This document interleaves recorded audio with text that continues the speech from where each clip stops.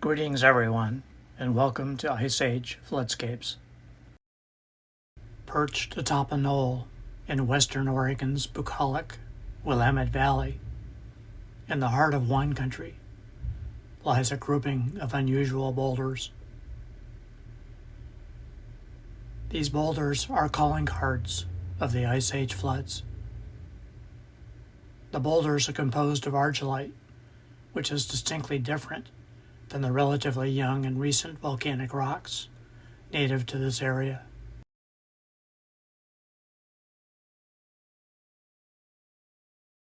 The argillite, about 1.5 billion years old, is at least 100 times older than the age of the local rocks.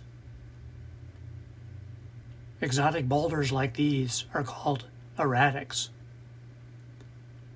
This one was rafted here in an iceberg during one of the many megafloods from the last ice age. The megafloods occurred most recently, about 15,000 years ago.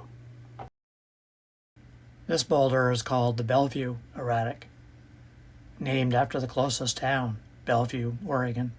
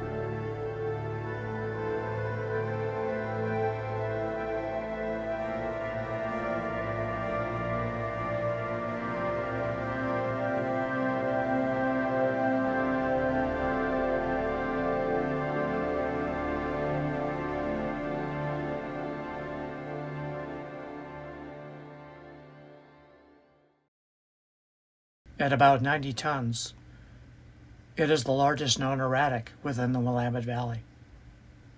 Today, we know the Bellevue Erratic was derived from Ice Age megafloods associated with the sudden draining of glacial Lake Missoula in northwest Montana.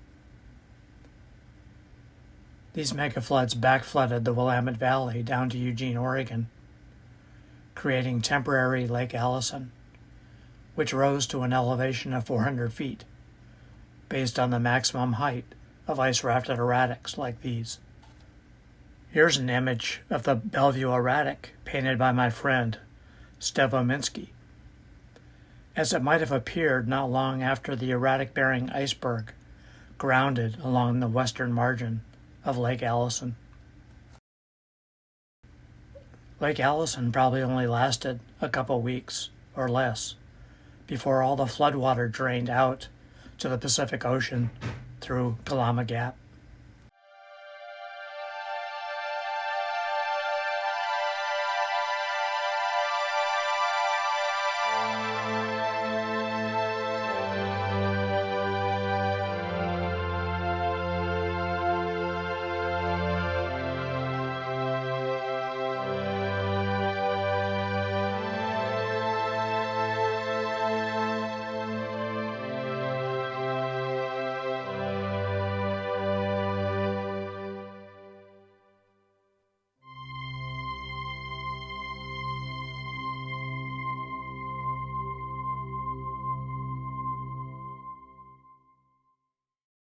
Notice how the sun reflects off the planar surfaces of the erratic.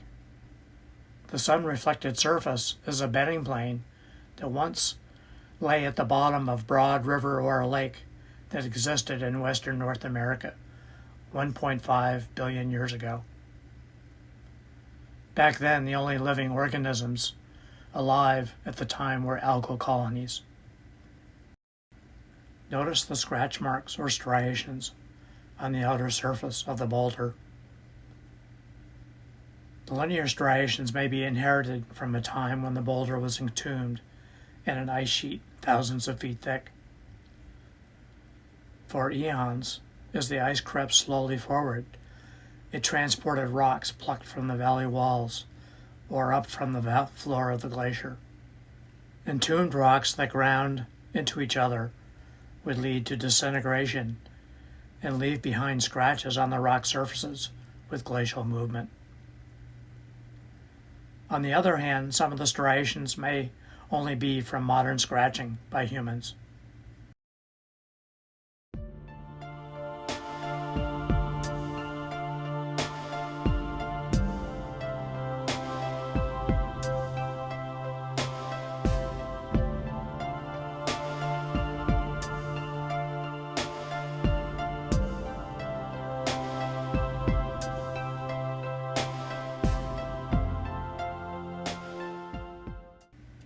The Bellevue Erratic is now part of the Erratic Rock State Natural Site within Oregon State Park System.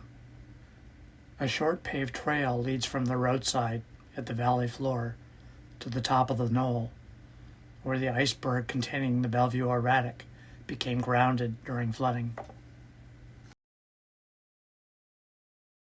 So where did the Bellevue Erratic, composed of argillite, come from? To determine this, we must look upstream from the Willamette Valley. This map shows the maximum extent of the Cordilleran ice sheet and glacial Lake Missoula that existed during the Ice Age. The dark gray area indicates the extent of outburst flooding from glacial Lake Missoula.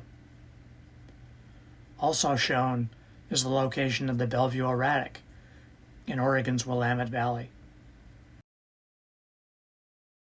This is where the Purcell Trench lobe of the Cordilleran ice sheet blocked the Clark Fork River, creating glacial Lake Missoula. Note that the nearest location for argillite rock, like the Bellevue Erratic, is over 400 flood miles away in the Idaho Panhandle. As ice continued to flow southward, like a conveyor belt, the Bellevue Erratic eventually became part of the ice dam for Lake Missoula, which failed every few dozen years, swept downstream with the floodwater. Each ice dam failure and ensuing flood carried a new payload of floating ice-rafted boulders downstream. Argillite and associated other metasedimentary rocks are part of what geologists call the belt supergroup, dated at 1.5 billion years old. Several thousand feet of stratified belt rocks are exposed here at Eddy Narrows, near the Idaho-Montana border. The steep valley walls were swept clean by the Missoula floods, clearly exposing the ancient river and lake deposits, later metamorphosed into mostly argillite and quartzite bedrock. Notice the well-stratified and blocky nature of the Precambrian metasedimentary belt rock, mostly argillite, in the cliff walls. The wonderful preservation of stratification in the belt rocks can be attributed to the absence of life, including burrowing animals 1.5 billion years ago. Only primitive life forms, like algal mats, are occasionally preserved in these rocks. During the Ice Age, this rock quarry of argillite, located along northern Idaho's Clark Fork River, lay beneath thousands of feet of glacial ice that made up the ice dam for glacial Lake Missoula. Notice the man-made retaining wall built from rectangular, multicolored blocks of belt rock removed from the quarry, similar to other erratic boulders of argillite that were rafted downstream. The argillite naturally separates along bedding planes into distinctive rectangular blocks and is extremely hard and durable. This allowed the rock to survive the long and tortuous journey embedded in a floating iceberg through the Channel Scabland, down through the Columbia River Gorge, before backflooding into the Willamette Valley.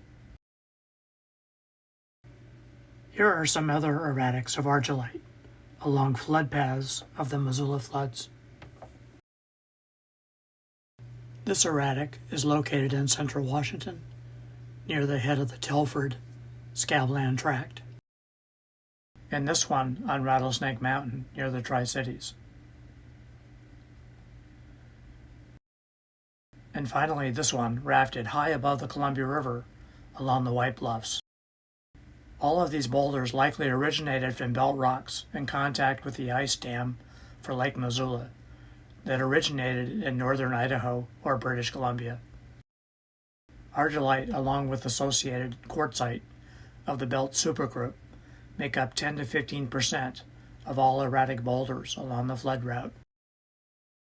Granitic rocks, however, like this one in Willula Gap, actually make up the majority, or about 75%, of all Missoula flood erratics.